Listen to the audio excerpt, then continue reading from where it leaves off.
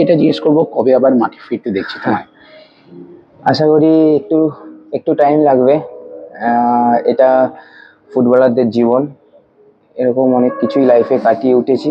তো এই বছরটা আমার একটু ইঞ্জুরিতে গেছে, পুরো সিজনটাই পুরো ইঞ্জুরি গেছে। তো এখনো হালকা ইঞ্জুরিতে আছি, তো রিহ্যাবে চলছি। তো বছরটা শেষ হলো, এখনো শেষ হয়নি, যেহেতু আমাদের টিম সুপার কাপ খেলছে। চাই ফাইনালে যাক, যদি একটা ট্রফি আসে। কিন্তু আমার জন্য খুব ডিফিকাল্ট এই বছরটা হয়ে গেল, বাট এটা প্লেয়ারদের লাইফ, চেষ্টা করবো এখান থেকে আবার মাঠে ফেরার। তো রিহ্যাব চলছে বাস। মোহনবাগান যেরকম, বাট মোহনবাগান অবশ্য ব্যালেন্স টিম খুব, ওদের দুটো টিম যা আছে দুটোই মনে হচ্ছে আর একটা টিম হয়ে যাবে ওদের দুটো যা টিম।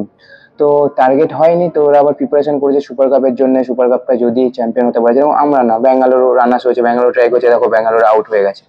গোয়া আছে যারা আরো ভালো ভালো খেলেছে, মোহনবাগান খেলবে কেরালার সাথে।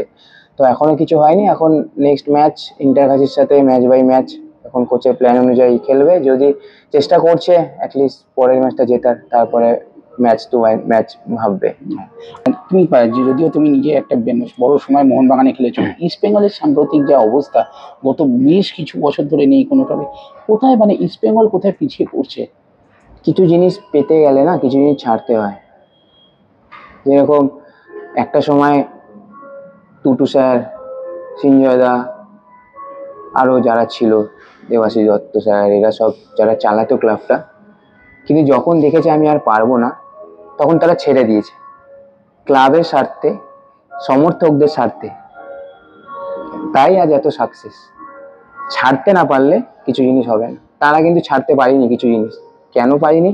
নিজেদের পাওয়ারটাকে বজায় রাখবে, কিন্তু হাজার হাজার সমর্থকরা যে মাঠে গিয়ে নিরাশা হয়ে ফিরে আসছে, সেই ফিলিংস কিন্তু কারণ নেই।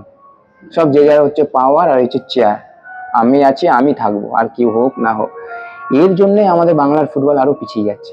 সেই জায়গাটাকে ঠিক হতে হবে। আর যেরকম আমি এরকম অন ক্যামেরায় ডাইরেক্ট বলছি, আমি চাই যারা রিসেন্ট এক্স প্লেয়ার আছে যারা খেলছে তারাও এই কথাগুলো বলুক, সব ঠিক হয়ে যাবে। কিন্তু কেউ কোনো কথা বলে না, কারণ হচ্ছে একটাই, যদি আমি এখানে কথা বলে দিই, কালকে তো আমাকে এই প্রোগ্রামে রাখবে না, আমার ফেসটা তো ক্যামেরার সামনে আনতে পারবো না। কিন্তু তারা কিন্তু লেভেলে যা ফুটবল খেলেছে, তাদেরটা কিন্তু একটা ফেস, কিন্তু তারা তাদেরকে বিলিভ করছে না।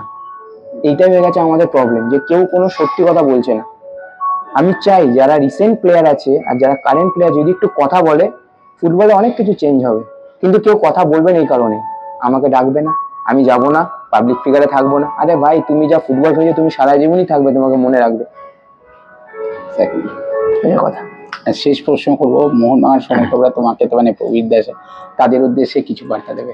মোহনবাগান সমর্থকদের আমার কিছু বলার নেই এই কারণেই, বিকজ তারাও জানে আমি তাদেরকে কতটা ভালোবাসি, আর আমিও জানি তারা আমাকে কতটা ভালোবাসে।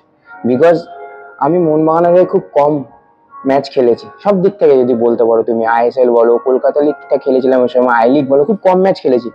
কিন্তু জানি না কেন সময় ওরা আমাকে খুব পছন্দ করে। তো ওদের ফিলিংসটা আমি বুঝতে পারি, আমার ফিলিংসটা ওরা বুঝতে পারে। তো ওদের কাছে আমি সারা জীবনই কৃতজ্ঞ, সারা জীবন কৃতজ্ঞ ওদের কাছে আমি, যে ওরা আমাকে এত ভালোবাসে। আর ওদেরকে আমি সারা জীবন ভালোবেসে যাবো। এক্স পাস্ট এটা হয়ে থাকে, মনে করেছে আমাকে ছেড়েছে, সেটা হতেই পারে, সেটা ফুটবলারদের লাইফ। এখন আমার ফুটবল হয়তো এন্ডের দিকে, আর কিছু বছর ফুটবল খেলবো, যতদিন পারবো, যতদিন আমার মনে হবে দিচ্ছে। এখন একটু কিছু প্রবলেমের দিক থেকে যাচ্ছি, লাস্ট 1 ইয়ার আমার গেল। যদি মনে করি যে আমি নিজেকে পারছি টানতে, খেলবো। সো আমার ফুটবলের আর ভগবান অনেক কিছু দিয়েছে, এত ভালোবাসা দিয়েছে, ফ্যামিলিকে ভালো দুটো ডাল ভাত খাইয়ে রাখতে পারছি, এত ভালোবাসা দিয়েছে, এর থেকে আর কি, অনেক কিছু পেয়েছি। তো থ্যাংক ইউ সো মাচ তোমরা এত ভালোবাসা দেওয়ার জন্যে। আর তোমরা তো এবছর অনেকই খুশি, বিকজ দুটো ট্রফি এসছে। So love you all.